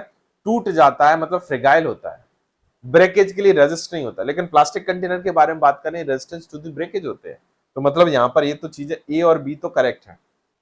Freedom of design as compare to glass, moulding and designing of the plastic material is easy. Glass material की जो मोल्डिंग होती है, डिजाइनिंग थोड़ी डिफिकल्ट होती है, उनको रिमोल्ड करना बहुत डिफिकल्ट होता है। अगर हम प्लास्टिक के बारे में बात करें, आप थर्मोप्लास्टिक बात करें, तो उनकी रिमोल्डिंग कर सकते हैं, मतलब आप डिजाइनिंग उसको बदल भी सकते हो, मतलब फ्रीडम ऑफ डिजाइन। तो यहाँ पर तीनों करेक्ट है, तो मतलब ए बी सी तीनों करेक्ट है, तो हमारा आंसर क्या हो जाएगा? D, all of the above. Yes, D is the right answer. Okay, चलिए तो आप देख सकते हैं advantage of plastic container, it produce cost is low, low cost में प्रोड्यूस हो सकते हैं, इजीली मॉडलेट होते हैं, डिफरेंट टाइप के शेप्स में, अलग अलग शेप्स में अवेलेबल हैं, जैसी हमारी रिक्वायरमेंट है वैसे हम शेप बना सकते हैं। लाइट वेट के होते हैं, resistance to corrosion. Resistance to corrosion, जो कोरोजन होता है बेसिकली मेटल कंटेनर में होता है, प्लास्टिक ग्लास में नहीं होता। Resistance to the breakage, breakage की जो प्रॉब्लम होती है स्पेशली ग्लास में होती है, मेटल और प्लास्टिक में नहीं होती। ये ट्रांसलूसेंट, ट्रांसपेरेंट और ओपेक हो सकते हैं, कैसे भी बना सकते हैं हम इसको। और ये poor conductance and heat, electricity heat और उसका इलेक्ट्रिसिटी के पुअर कंडक्टर होते हैं, और इस डिफरेंट टाइप के पर्पजेस के लिए हम इनको यूज करते हैं।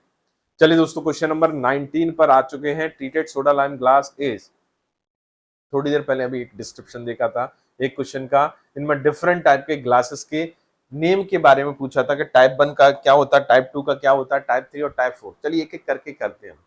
टाइप 1 जो होता है आपका बोरोसिलिकेट ग्लास होता है।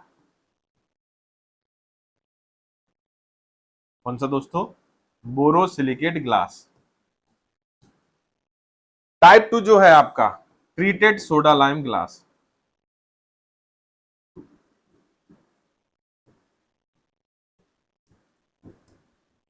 टाइप 3 जो होता है सोडा लाइम ग्लास। और टाइप 4 जो होता है जनरल पर्पज ग्लास।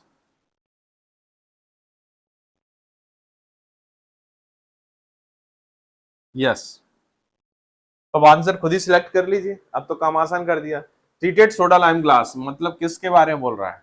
ये टाइप 2। आंसर क्या हो जाएगा यहाँ? Yes, what is the right answer? Yes, type 2 treated soda lime glass is the correct answer of this question. Yes, type 2 treated soda lime glass. Yes, B is the right answer. और आप ये description में देख सकते हैं इनके लिए test कौन से यूज करते हैं और इनका जनरल डिस्क्रिप्शन क्या होता है वो आपने देख लिया। चलिए क्वेश्चन नंबर 20 पर आ चुके हैं। ये novel and control drug delivery system का क्वेश्चन है, एक डेफिनेशन है। डेफिनेशन को पकड़ना पड़ेगा हमें, इसके कीवर्ड्स को छांटना होगा तो हमारा काम आसान हो जाएगा। चलिए दोस्तों, तो यहाँ पर कीवर्ड्स को छांटते हैं, कीवर्ड्स को सिलेक्ट करते हैं। सबसे पहले आ न्यू ड्रग डिलीवरी सिस्टम, तो यहाँ पर देखें प्रोड्रग, लिपोसोम, ऑस्मोटिक पंप्स और नैनो पार्टिकल। लगभग देखें तो सभी के सभी न्यू ड्रग डिलीवरी सिस्टम है, तो ये यहाँ से बात बन नहीं रही। Which is composed of phospholipid. Yes, यहां से कुछ बात बनेगी। प्रोड्रग में फास्फोलिपिड जैसा एज सच कुछ यूज नहीं होता। प्रोड्रग क्या होती है? ड्रग का एक तरीके से इनएक्टिव फॉर्म होता है जो बॉडी में जाकर एक्टिव हो जाता है, प्रोड्रग। ठीक है, तो ये नहीं होगा। ऑस्मोटिक पंप में हम, ऑस्मोटिक पंप क्या होता है? एक ऐसा ड्रग डिलीवरी सिस्टम होता है जो ऑस्मोटिक एक्शन के ऊपर बेस्ड रहता है, तो ये भी नहीं होगा, इसमें कहीं फास्फोलिपिड यूज नहीं करते। हाँ, नैनो पार्टिकल में कुछ कुछ आपके जो सॉलिड लिपिड नैनो पार्टिकल होते हैं उनमें आप फास्फोलिपिड यूज कर सकते हो। तो अभी इन पर दोनों को छोड़ देते हैं हम, ये और दोनों कैंसिल हो गए। That spontaneously form the multilamellar concentric bilayer vesicle. अरे वेसाइकल की बात हो रही है, बाइलेयर है और कंसेंट्रिक है। ओके, ऐसे लिपिड बाइलेयर स्ट्रक्चर है, ये लिपिड से बने हुए हैं और बाइलेयर स्ट्रक्चर है। इस तरीके से लिपिड का लिपिड मेम्ब्रेन है यहाँ पर। ये आप अगर मैं इसको थोड़ा सा हाईलाइट करूं तो किस तरीके से होता है ये इस तरीके से फास्फोलिपिड इस तरीके से बाइलेयर के फॉर्म में है। किस फॉर्म में? बाइलेयर के फॉर्म में। Lipid bilayer vesicle of aqueous media separating the lipid. और यहाँ पर क्या है, ये बीच में जो आप देख रहे हैं कोर साइट है, वो कैसी? Aqueous media. तो एक्वस मीडिया और बाइलेयर स्ट्रक्चर किस में हो सकता है? केवल और केवल लिपोसोम में हो सकता है, नैनो पार्टिकल में नहीं। तो जो पूरा का पूरा तामझाम, जो पूरी की पूरी जो कहानी है, वो किसके लिए गढ़ी गई है? वो गढ़ी गई है लिपोसोम की। लिपोसोम एक न्यू ड्रग डिलीवरी सिस्टम होते हैं जो फॉस्फोलिपिड के अलावा कोलेस्ट्रॉल से मिलकर बनते हैं, मतलब फॉस्फोलिपिड और कोलेस्ट्रॉल का कॉम्बिनेशन होता है। ये बाइलेयर कंसेंट्रिक स्ट्रक्चर होते हैं जिसमें जो कोर पार्ट रहता है वो एक्वस मीडिया से फिल्ड रहता है और आपका जो कोट पार्ट होता है या कहते हैं शेल पार्ट होता है वो आपका फास्फोलिपिड का बना होता है। तो दोस्तों यहाँ पर ये न्यू ड्रग डिलीवरी सिस्टम दोनों टाइप की ड्रग को, हाइड्रोफिलिक और लिपोफिलिक दोनों टाइप की ड्रग को डिलीवर कराने में कैपेबल है, क्योंकि हाइड्रोफिलिक ड्रग इस रीजन में इनकैप्सुलेट हो सकती है और लिपोफिलिक ड्रग इस रीजन में इनकैप्सुलेट हो सकती है। मतलब आंसर क्या हो जाएगा? B. B is the right answer, liposome. और आप देख सकते हैं लिपोसोम की डेफिनेशन, लिपोसोम स्मॉल वेसाइकल्स होते हैं। एक साइंटिस्ट थे बिंगम, उन्होंने इसको डिस्कवर किया था। और फॉस्फोलिपिड और स्पेशली अगर बात करें तो फास्फोटाइडिल कोलिन को लेकर इन्होंने इसको प्रिपेयर किया था। और इसके अलावा दूसरे आप लिपिड्स भी यूज करते हैं, जैसे फास्फोटाइडिल इथेनोलामीन यूज कर सकते हो। और जो आपका कह सकते हैं कि रिजिडाइजिंग एजेंट या फ्लूइडिटी बफर के तौर पर आप कोलेस्ट्रॉल यूज कर सकते हो, क्योंकि जो आप लिपिड यूज कर रहे हो, जो मेन बॉडी बना रहा है लिपिड, अगर स्ट्रक्चर को देखें, लिपिड जो होता है आपका मेन बॉडी क्रिएट करता है। और कई बार क्या होता है, मेन बॉडी क्रिएट तो कर लेता है, लेकिन इसमें लिपिड में क्या होता है, फ्लूइडिटी नेचर होता है, जिसके कारण क्या होता है, ये स्टेबल नहीं रह सकता। तो स्ट्रक्चर को स्टेबल बनाए रखने के लिए हमें क्या यूज करना पड़ता है? कोलेस्ट्रॉल यूज करना पड़ता है। चलिए दोस्तों, क्वेश्चन नंबर 21 पर आ गए। Osmotic disruption technique is associated with the. Osmotic disruption technique कहां यूज होती है? चलिए पहले ऑप्शंस देख लेते हैं, फिर उसके बाद हम इस पर थोड़ी चर्चा करेंगे। TDDS ट्रांसडर्मल, पहले फुल फॉर्म बता दें, नहीं तो आप परेशान हो जाओगे कि सर इसका फुल फॉर्म क्या होता है, क्योंकि सबसे पहले तो हमें सबसे बड़ी समस्या तो इस क्वेश्चन में ये है कि फुल फॉर्म नहीं पता हमें। तो TDDS, TDS नहीं, TDDS transdermal drug delivery systems. दूसरा GRDDS gastro retentive drug delivery systems. C osmotic DDS osmotic drug delivery system. और brain targeting drug delivery system. तो दोस्तों यहाँ पर अगर देखें, ऑस्मोटिक डिसरप्शन में जो आर्टरी रहती है उसमें एक ऑस्मोटिक डिसरप्शन कराते हैं, जिसकी हेल्प से ब्रेन में ड्रग का पेनिट्रेशन आसान हो जाता है।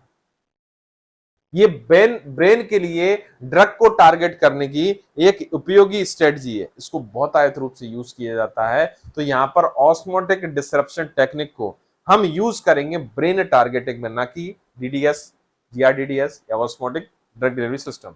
यस, चलिए, तो यहां पर आप देख सकते हैं disruption of the blood brain barrier. देखिए, ब्लड ब्रेन बैरियर जो होता है एक टफेस्ट बैरियर होता है आपकी, अगर बात करें जो आपके ब्रेन में अगर बात करेंगे, यहाँ पर हर टाइप की ड्रग आपकी पेनिट्रेट नहीं कर सकती। इवन कई बार लिपोफिलिक ड्रग का पेनिट्रेशन भी डिफिकल्ट होता है, और हाइड्रोफिलिक ड्रग का तो पेनिट्रेशन भूल ही जाइए आप एकदम से। तो यहाँ पर क्या होता है, एकदम से जो आपकी ब्लड कैपिलरी होती है, एंडोथेलियल सेल्स होती हैं, यहाँ पर क्या होती है कि स्पेशली आपका एक टाइट जंक्शन क्रिएट करती हैं, सॉरी एक बैरियर क्रिएट करती हैं, और इस बैरियर को भेदने के लिए हमें ऑस्मोटिक डिसरप्शन जैसी टेक्निक यूज करनी पड़ेगी।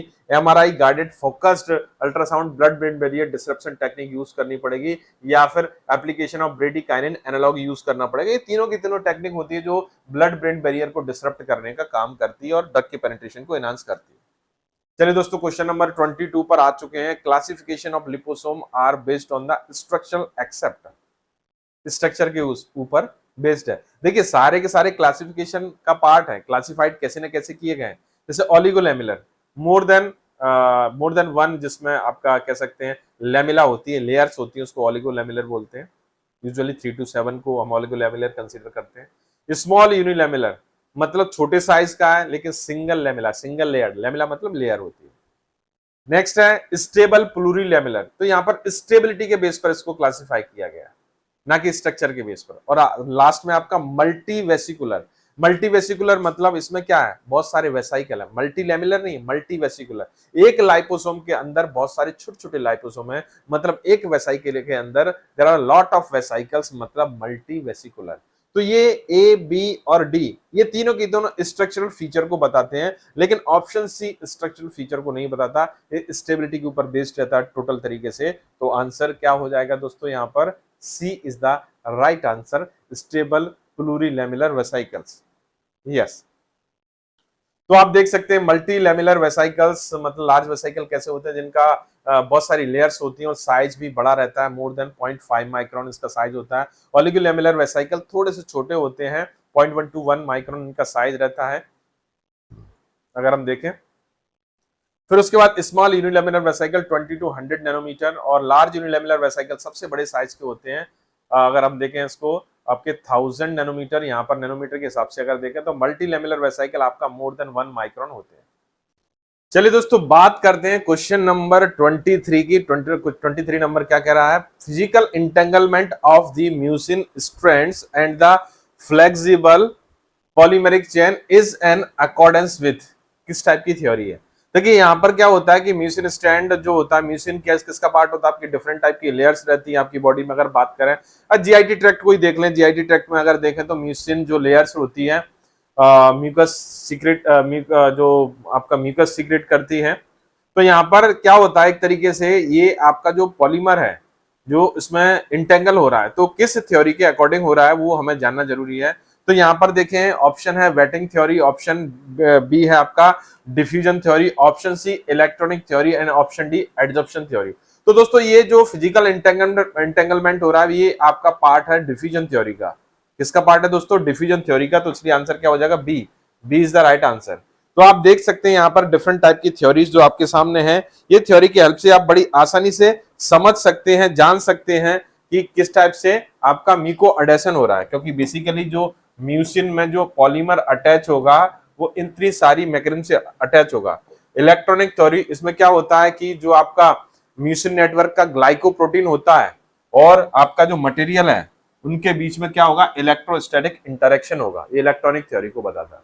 वेटिंग थ्योरी में क्या होता है कि जो बायोएडेसिव पॉलीमर है स्प्रेड होगा म्यूसिन लेयर के ऊपर और क्या करेगा, म्यूकस मेम्ब्रेन के म्यूसिन पार्ट से क्या करेगा, इंटीमेट कांटेक्ट में आ जाएगा वेटिंग के थ्रू।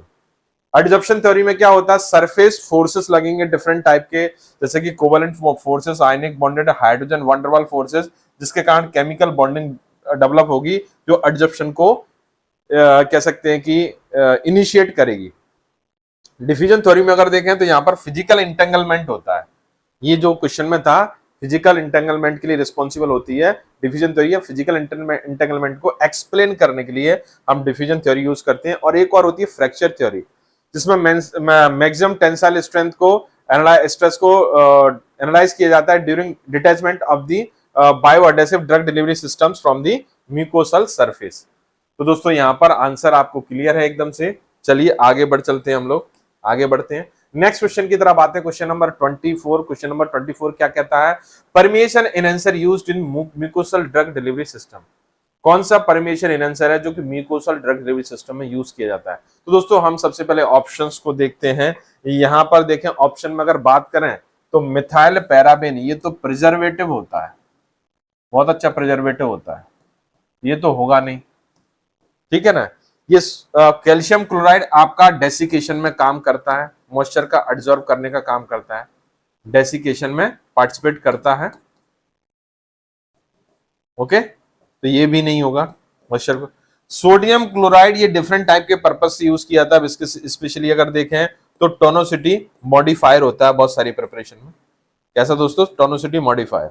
लेकिन यदि हम यहां पर बात करें सोडियम टॉर्कोलेट को, अगर हम देखें सोडियम टॉर्कोलेट पर चर्चा करें तो हम क्लियर और कट एक आंसर पाएंगे कि sodium taurocholate is the penetration enhancer which can be used in many mucosal drug delivery systems. तो आंसर क्या होगा दोस्तों यहाँ पर C, C is the right answer. Okay, तो आप देख सकते हैं यहाँ पर कि पेनिट्रेशन एनहांसर क्या होते हैं, सबसे पहले हमारे लिए जानना जरूरी है कि ऐसी प्रिपरेशन, ऐसे ऐसे सब्सटेंस, ऐसे कंपाउंड जो कि आपके ड्रग के पेनिट्रेशन को प्रमोट कर दें, जहां पर डिफिकल्टी हो रही है ड्रग को एब्जॉर्प्शन में या ट्रांसपोर्टेशन में, तो उसको एनहांस करने के लिए पेनिट्रेशन एनहांसर हम लोग यूज करते हैं। अगर एग्जांपल अगर देखें कैटेगरी वाइज अगर हम बात करें तो यहाँ पर देखें बाइल सॉल्ट और स्टेरॉइड डिटर्जेंट जिसमें सोडियम ग्लाइकोलेट, सोडियम टॉर्कोलेट और सेपोनिन आते हैं। ये इसकी मैकेनिज्म पर अगर बात करें तो ये fluidity of lipid bilayer, fluidity को बढ़ा देते हैं जिसके कारण पेनिट्रेशन आसान हो जाता है। उसके बाद यदि हम देखें सर्फेक्टेंट को देखें तो नॉन आयनिक और कैटायनिक, एनायनिक, तीन टाइप के सर्फेक्टेंट हैं जो कि पेनिट्रेशन एनहांसर का काम करते हैं। ये क्या करते हैं, act on the component, tight junction के कंपोनेंट पर एक्ट करते हैं। नॉन आयनिक के तौर पर पॉलीसॉर्बेट 80, सुक्रोज एस्टस, और कैटायनिक के तौर पर cetrimide, cetyl trimethyl ammonium bromide. Anionic के तौर पर सोडियम लॉरेल सल्फेट यूज कर सकते हो, ट्विन 80 भी यूज करते हैं। फैटी एसिड के तौर पर oleic acid, cod liver oil, कैप्रिक acid, lauric acid, ये मेम्ब्रेन लिपिड की फ्लूइडिटी को इंक्रीज कर देते हैं। मतलब बाइल सॉल्ट और फैटी एसिड दोनों के दोनों आपकी जो मेम्ब्रेन बाइलेयर स्ट्रक्चर है उसकी फ्लूइडिटी को इंक्रीज कर देते हैं। चलिए दोस्तों क्वेश्चन नंबर 25 पर आ चुके हैं। क्वेश्चन नंबर 25 क्या कहता है, synthetic elastomer like poly isobutylene, polybutadiene are used in the preparation of transdermal drug delivery system, liposome, nano particle, niosome. तो चलिए दोस्तों सबसे पहले हम लिपोसोम के कंपोनेंट पर बात करते हैं। लिपोसोम को बनाने के लिए बेसिकली अगर हम देखें तो आपका कोलेस्ट्रॉल, जैसे मैंने अभी बताया था, आपका कोलेस्ट्रॉल और मेन कंपोनेंट जो रहता है फास्फोलिपिड यूज करते हैं। कोलेस्ट्रॉल एंड फास्फोलिपिड से मिलाकर हम इसको बनाते हैं। किसको? आपके लिपोसोम को। तो ये तो होगा नहीं क्योंकि यहां पर तो कुछ दिया हुआ है poly isobutylene and polybutadiene. Nano particle को बनाने के लिए डिफरेंट टाइप के प्रोटीन्स, ठीक है, डिफरेंट टाइप के आपके कह सकते हैं शुगर्स एंड अदर मटेरियल और कुछ लिपिड्स भी यूज किए जाते हैं। कुछ आपके सिंथेटिक पॉलीमर भी यूज किए जाते हैं बट ये यूज नहीं किए जाते, जैसे पीएलजी वगैरह यूज करते हैं हम, लेकिन पॉली आइसोब्यूटाइलिन और ब्यूटाडाइन यूज नहीं करते, तो ये भी नहीं होगा। नाइजोम, फिर आता है नाइजोम। नाइजोम को बनाने के लिए हम नॉन आयनिक सर्फेक्टेंट प्लस क्या यूज करते हैं? कोलेस्ट्रॉल यूज करते हैं। तो आंसर ये भी नहीं होगा, बी नहीं होगा, सी नहीं होगा, डी नहीं होगा, तो ये होगा ए, ट्रांसडर्मल ड्रग डिलीवरी सिस्टम। तो सिंथेटिक इलास्टोमर जैसे कि पॉली आइसोब्यूटाइलिन, पॉलीब्यूटाडाइन, इनको अगर आपको यूज करना है या इनके किसमें यूज करना है तो आपको ट्रांसडर्मल ड्रग डिलीवरी सिस्टम में इनको यूज करना पड़ेगा। यस, तो यहां पर आंसर क्या हो जाएगा दोस्तों? ए इज द राइट आंसर। तो आप देख सकते हैं यहां पर डिफरेंट टाइप के मटेरियल हैं जो कि आपके ट्रांसडर्मल ड्रग डिलीवरी सिस्टम में यूटिलाइज होते हैं। हम एक झलक इनको देख लेते हैं। Cellulose derivatives, zein, gelatin, shellac, waxes, gums, natural rubber, chitosan etcetera. Synthetic elastomer के तौर पर अगर देखें तो पॉलीब्यूटाडाइन जो कि ऑप्शन में था, poly isobutylene, hydrogen rubber, silicone rubber, acrylonitrile, neoprene, और सिंथेटिक पॉलीमर के तौर पर polyvinyl alcohol, polyvinyl chloride, polyethylene, polypropylene, polymeth, polyacrylate, polyvinyl pyrrolidone and polyamide. Yes, अब आगे बढ़ते हैं next question number 26। Choose the correct statement about the iontophoretic system. इनमें से कौन सा करेक्ट स्टेटमेंट जो आयनोफोरेटिक सिस्टम से रिलेटेड होता है? Small electrical charge, controlled drug movement, और increase the permeability of the formulation. तो यहां पर दोस्तों देखेंगे हम कि ये सभी के सभी जो है, ये सभी की सभी प्रॉपर्टी है, कह सकते हैं सभी के सभी स्टेटमेंट ये रिलेटेड है आपके आयनोफोरेटिक सिस्टम के। स्मॉल इलेक्ट्रिकल चार्ज हम इसमें यूज करते हैं, ड्रग के पेनिट्रेशन को एनहांस करने के लिए हम इसको मूव करते हैं, और यहां पर जो मूवमेंट होता है वो कंट्रोल्ड वे में होता है, मतलब कंट्रोल्ड ड्रग मूवमेंट होता है। तो आंसर हो जाएगा दोस्तों यहां पर डी। यस, तो आप देख सकते हैं आयनोफोरेटिक सिस्टम क्या होता है, इसमें इलेक्ट्रिक चार्ज का यूज करके हम ड्रग के कंट्रोल्ड मूवमेंट को फैसिलिटेट कर सकते हैं। कहां से? From the anode to the cathode या थ्रू द बायोलॉजिकल मेम्ब्रेन। ये बहुत इंपॉर्टेंट टेक्निक है दोस्तों इस टेक्निक के थ्रू हम ट्रांसडर्मल ड्रग डिलीवरी सिस्टम को एनहांस कर सकते हैं। ओके, इस मेथड के बेस पर हम बेटर बायो अवेलेबिलिटी ले सकते हैं through the transdermal drug delivery route. Yes, चलिए दोस्तों आगे बढ़ते हैं। Question number 27, stealth liposomes are, stealth liposomes क्या होते हैं?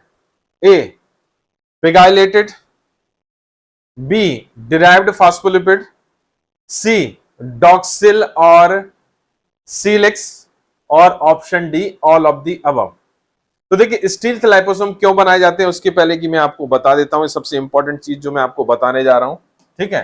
तो स्टील्थ मतलब छुपा लेना। क्यों छुपा लेना, क्या जरूरत पड़ रही है?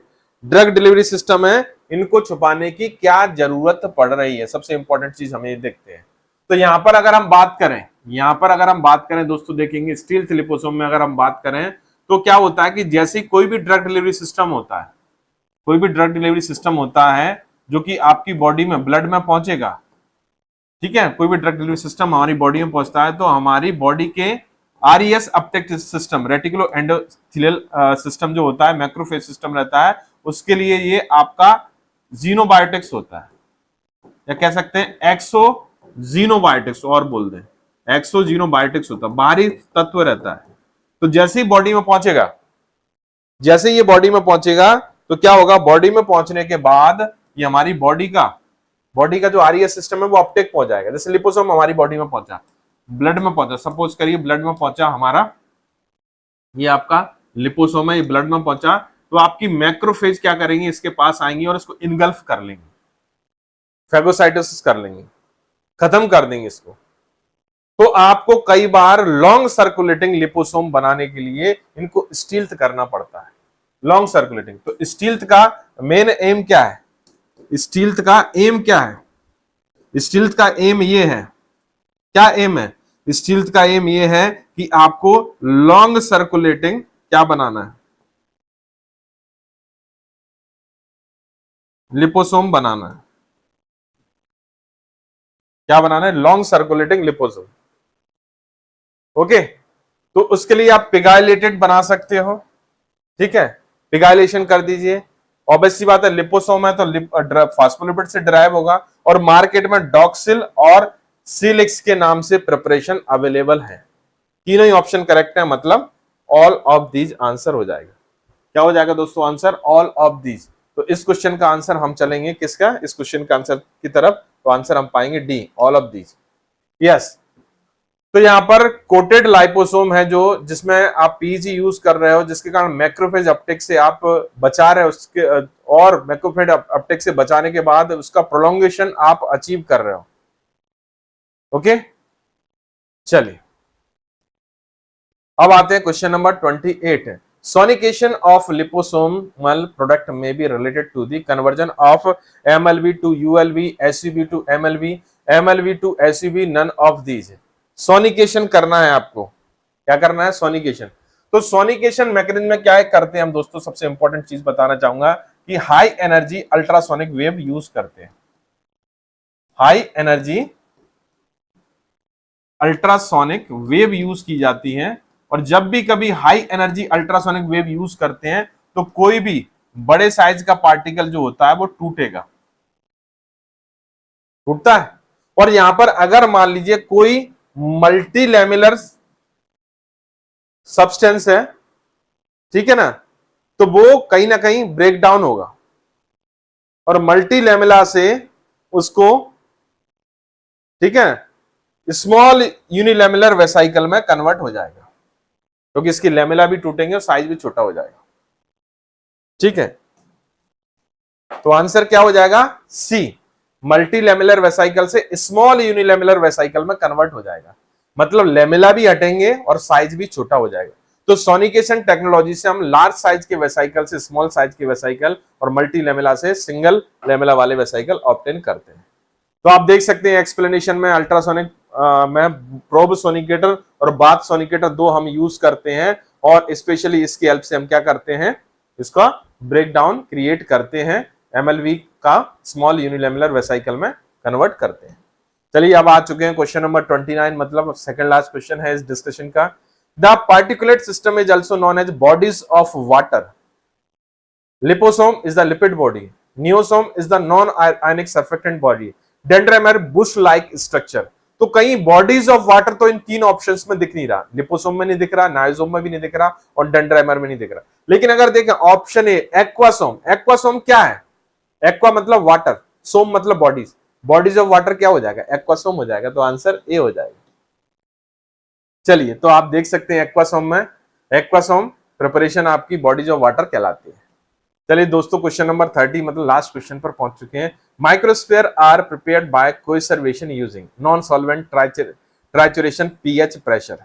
तो माइक्रोस्फीयर बनाने के लिए co solvent phase separation technology use करते हैं। कौन सी? को सॉल्वेंट। इसमें आपका फेस सेपरेशन के लिए आप डिफरेंट टाइप के मेजर करते हैं। ओके, तो उनमें से आपका एडिशन ऑफ नॉन सॉल्वेंट ये कर लेते हो आप, या increase change in the temperature ये भी कर सकते हो। पॉलीमर पॉलीमर इंटरेक्शन भी कर सकते हो, या फिर इनकंपेटिबिलिटी कर सकते हो। Polymer polymer इनकंपेटिबिलिटी।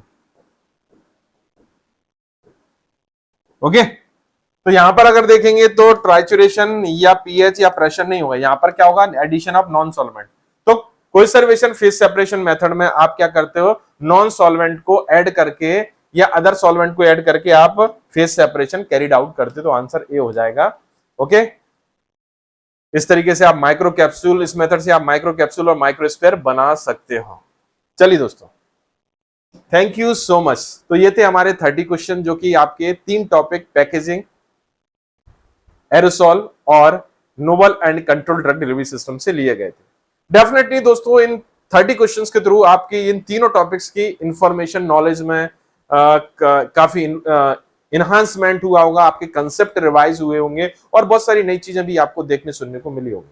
तो चलिए दोस्तों, जुड़े रहिए इस सीरीज के साथ और देखते रहिए लगातार इस सीरीज को। तब तक के लिए मुझे आज्ञा दीजिए। Thank you so much, take care, bye bye.